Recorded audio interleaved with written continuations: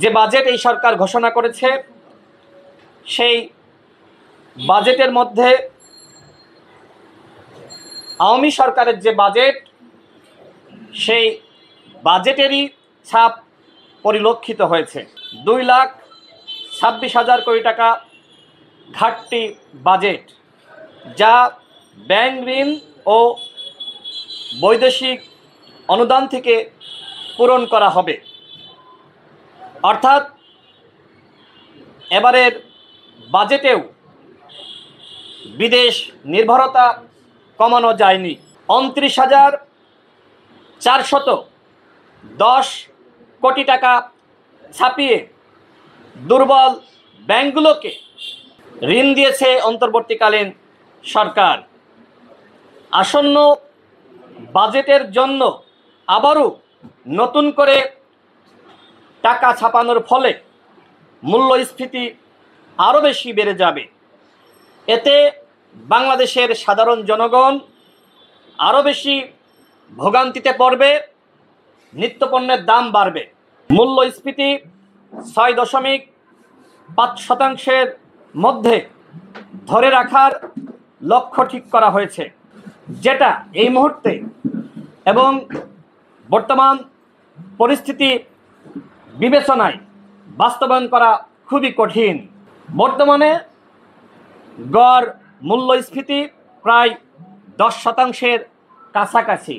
সেখানে সরকার আসন্ন বাজেটে 6.5% মধ্যে লক্ষ্যমাত্রা ঠিক করেছে, যেটি বাস্তবসম্মত নয় বলে আমরা মনে করি। সরকারি কর্মকর্তা কর্মচারীদের সন্তুষ্টি করতেই তাদের বেতন ভাতা বাড়ানোর কথা বলা হয়েছে, কিন্তু এতে ধনী গরিবের মধ্যে বৈষম্য এবং মূল্যস্ফীতি আরও বেড়ে যাবে।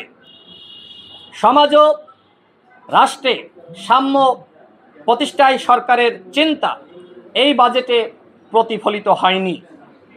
আমরা আওয়ামী লীগের আমলের বাজেটগুলোকে আমরা দেখেছি, সেখানে সরকারি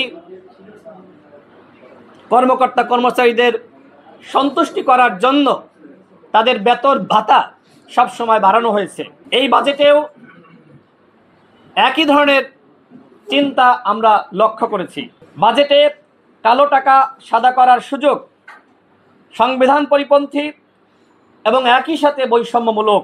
আওয়ামী লীগের আমলে যেমনিভাবে কালো টাকা সাদা করার সুযোগ রাখা হয়েছিল, ওই দুর্বৃত্তদের পৃষ্ঠপোষকতা করার জন্য ঠিক একইভাবে এই সরকারের আমলেও কালো টাকা সাদা করার সুযোগ সেই দুর্বৃত্তায়নের মানসিকতা বলে আমরা মনে করি। জুলাই বিপ্লব এবং যারা আহত যোদ্ধা, যাদের রক্ত, যাদের ত্যাগের কারণেই এই অভ্যুত্থানের সরকার, তাদের জন্য 405 কোটি টাকা বরাদ্দ রাখা হয়েছে।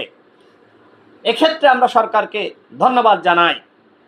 তবে বিগত 10 মাসেও আমাদের আহত যোদ্ধা, তাদের পুনর্বাসন, তাদের চিকিৎসা এবং তাদের দেখভালে সরকারের কাছ থেকে আমাদের যে প্রত্যাশা ছিল, সেই প্রত্যাশার শিখিয়ে আনাও পূরণ হয়নি। সুতরাং এই যে বরাদ্দ 405 কোটি টাকা, এইটার যথাযথ ব্যবহার হবে কি না সেটি নিয়ে আমাদের সন্দেহ রয়েছে। পাচারকৃত অর্থ ও সম্পদের উপর কর আরোপ অত্যন্ত ইতিবাচক দিক, কিন্তু পাচারকৃত অর্থ ফিরিয়ে আনার কোনো পরিকল্পনা এই বাজেটে পরিলক্ষিত হয়নি।